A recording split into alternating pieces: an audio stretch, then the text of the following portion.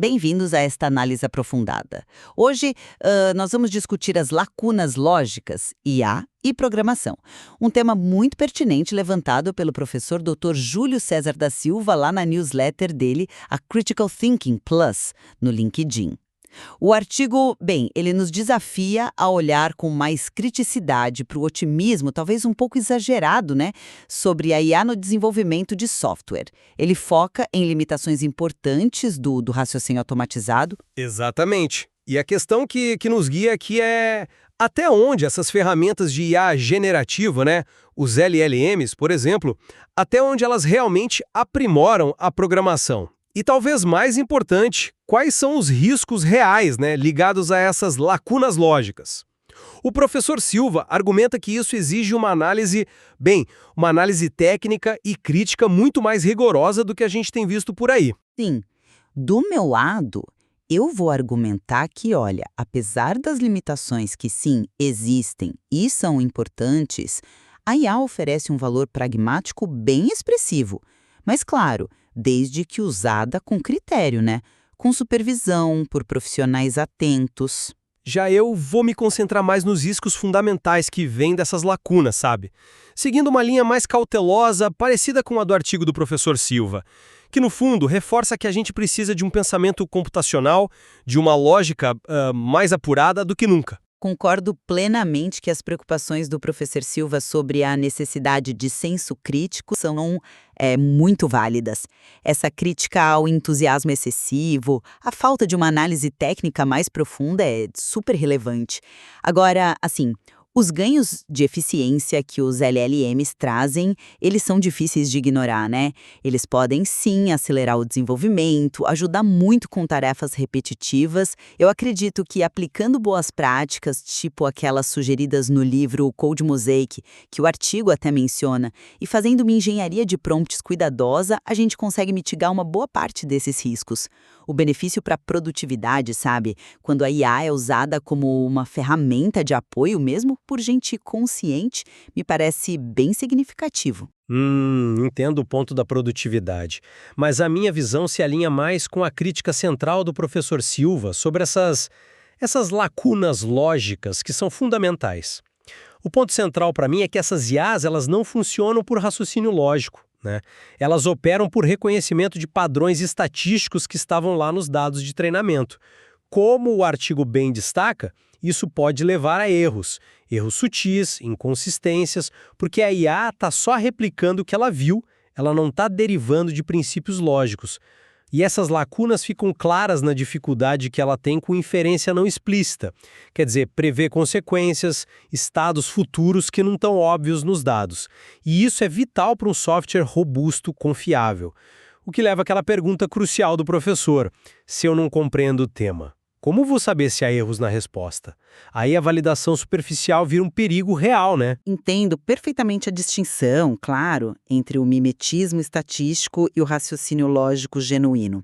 No entanto, pensando na prática, no dia a dia da programação, essa capacidade de imitar padrões, ela é bastante útil para gerar, sei lá, esqueletos de código, sugerir soluções para problemas já conhecidos. A IA, quando supervisionada por um desenvolvedor experiente, ela realmente acelera o processo.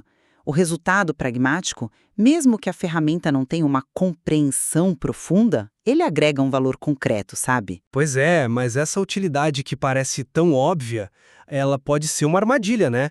Justamente a ausência desse raciocínio lógico por baixo dos panos é a fonte de vulnerabilidades que não são evidentes, especialmente em sistemas críticos.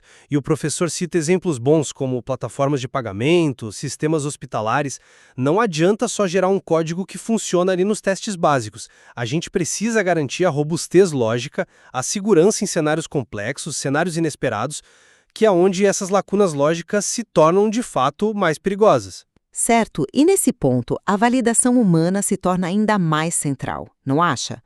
Processos rigorosos de teste, revisão de código por pares, uma análise crítica feita por desenvolvedores competentes, isso é essencial para pegar e corrigir falhas, venham elas da IA ou não. A ferramenta não está aí para substituir o julgamento profissional, ela está para complementar, para auxiliar. Concordo, a validação é chave, sim. Só que a questão que o artigo levanta é justamente a profundidade que essa validação precisa ter. Para uma verificação ser eficaz mesmo, ela exige um domínio técnico e lógico do problema que vai muito além do superficial. Se o desenvolvedor não tem esse domínio, talvez até por confiar demais na ferramenta, né? Como é que ele vai validar criticamente o que a IA produziu?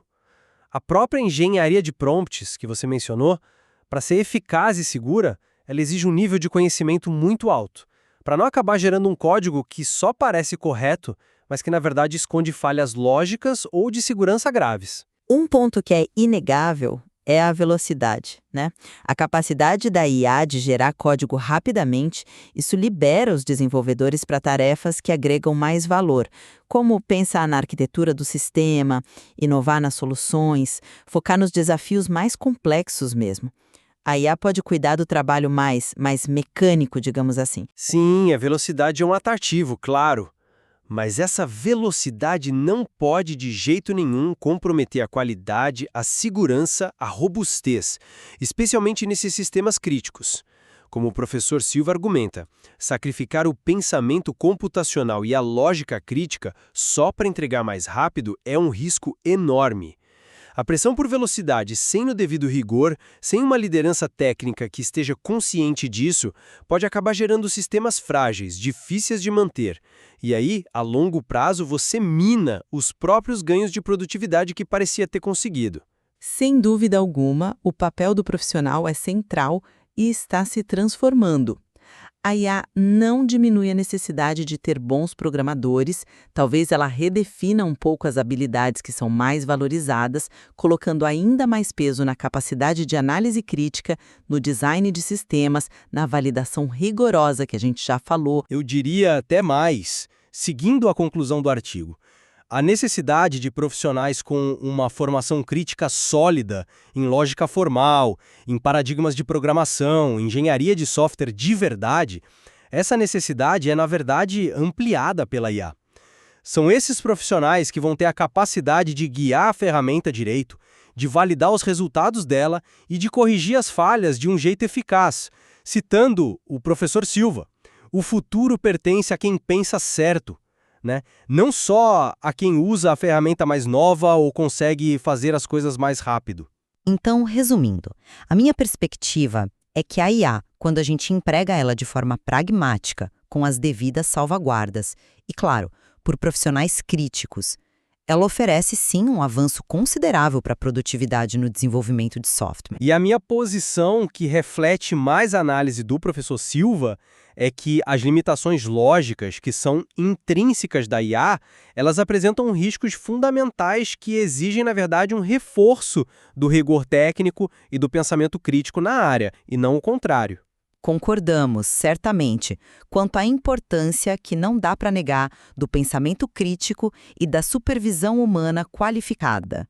A nossa divergência talvez resida mais na avaliação da real magnitude desses riscos e na confiança que a gente tem nas estratégias de mitigação que existem hoje. Exato! E a análise do professor Júlio César da Silva, lá na newsletter Critical Thinking Plus no LinkedIn, ela realmente evidencia como esse tema é complexo. A IA na programação, ela é uma ferramenta poderosa, sim, mas tem limitações inerentes que exigem discernimento, conhecimento técnico aprofundado e supervisão constante. Essa discussão, com certeza, está longe de acabar. A gente convida, então, nossos ouvintes a lerem o artigo original e a refletirem sobre suas próprias experiências, suas práticas. Compartilhem suas opiniões conosco nos comentários ou em suas redes para a gente enriquecer juntos essa conversa que é tão necessária.